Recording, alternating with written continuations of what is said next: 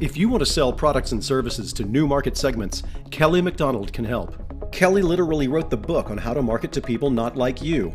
Building on insights learned over more than 2 decades on the front lines of advertising and marketing, Kelly can show you how to reach new audiences with relevance and authenticity. Kelly's company, McDonald Marketing, has twice been named one of the top ad agencies in the country by Advertising Age. She's been featured on CNNMoney.com, SiriusXM Radio, Businessweek, and CNBC. Kelly's session, How to Market to People Not Like You, is based on the strategies and tactics found in her book. These insights are must-know information for companies of all sizes. Here's a sample of this popular session. One of the things that I find that's kind of funny is when I talk about diversity, I do notice that people get a little uncomfortable. It's just my observation. And I've wondered why that is. I'm thinking, well, okay, what is that? Here's my theory. My theory is that if you were raised anything like I was raised, then you were raised possibly to believe that we are all the same. Right? That was like drilled into my head as a child. We are all the same, Kelly. And I don't believe that we are all the same. I think we're all equal, but we're not the same. There's a huge difference between being equal and being the same. So consequently, if you were born and raised to believe that we are all the same or equal, then doesn't it feel like maybe focusing on what makes us different from each other is sort of counterintuitive? Isn't that maybe a bad thing and we're not supposed to go there? But I don't believe that. As a marketing professional, I believe that that is the actual way to get into somebody's heart, their mind, and ultimately their wallet. That it really was back in the day about sort of throwing your net as wide as possible and hoping to catch as many people and fish as possible. But now, that's not working very well. I mean, and you all know that, you're marketing professionals. That's working less and less effectively all the time. You've really got to get to know your customer and get involved in their lives. Ladies, do you know Chico's? Yeah? You're like, I'm wearing Chico's, yeah. Chico's is a great example of this, about getting to know your customer and getting involved in their lives. And at Chico's, they know exactly who their woman target is. She is age 50 and older. She has a household income of $160,000 plus. So when they go into a new market for expansion, they find women who fit this profile perfectly.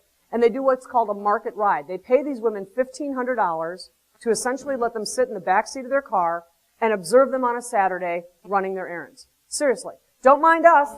We'll just be back here in the back seat of your Camry with our laptop and our clipboard, observing you in your natural habitat, you know. And they tell these women, seriously, don't do anything different. Just do what you normally do on a Saturday. Just ignore us. Because not only do they want to see where these women go, they also want to see how long they spend at each store. And, you know, where do they spend their time? The first thing that they do is they go to the bank, get the banking done. The second thing that they do is they swing by the dry cleaner and they get the dry cleaning. The third thing that they do is they swing by the pet store and they get the 50-pound bag of dog food. So, literally, these women run 6 hours of errands on a given Saturday. That's because they're busy during the week. So they're running hours and hours of errands. These women also tend to be very social.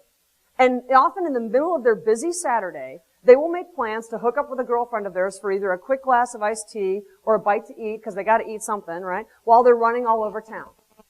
Now, ladies, think about where your Chicos are, and if they're not in an upscale mall, more often than not, they're in an upscale strip shopping center surrounded by all that retail that I just talked about and right next to a girly restaurant that serves soup and salad.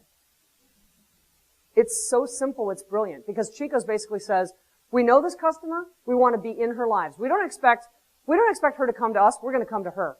A better example of knowing your target is Bank of America wanted to partner with AT&T to tap into the huge Asian population in San Francisco, which is one of the largest Asian markets in the country. So they did a co-promotion where if you opened up a new checking account at Bank of America, you got an AT&T calling card preloaded with calls to Asia. Not Latin America, not Europe, Asia. Because chances are you have loved ones in Asia. And if you were an AT&T customer, they gave you free checking at Bank of America. Their goal was to open 1,500 new accounts. They opened 22,000. How'd you like to be the person who's like, yeah, that was my idea. Yeah, that was me. Beep, beep, just bring the bonus truck right up to my desk, yeah. Feeling the African-American influence, you know, General Foods identified some key differences between their African-American consumers and their general market consumers. And one of the differences that they identified was that African-Americans tend to use cornbread rather than loaf bread to make stuffing. Now, I also think this is kind of a north-south thing, because I'm from the north. Yeah, and we make stuffing with loaf bread, and then I moved to Dallas, which is the South, and people were making stuffing with cornbread, and I was like, really, this tastes different, you know? But nevertheless, in the African American market, in fact, cornbread is the standard. But more importantly, the food itself, African Americans tend to refer to this food as dressing rather than stuffing. Well, this is a bit of a problem if the name of your product is called stovetop stuffing. It isn't stovetop dressing. So what do? Well, the first thing that they did was create a cornbread version of stovetop stuffing to meet the demands and needs of the African American market. And more importantly, they marketed it with a tagline that says, the box says stuffing, but the taste says dressing. So, who needs this kind of information? I believe that any company with a product or a service to sell can benefit from exploring new markets and new ways to think about diversity.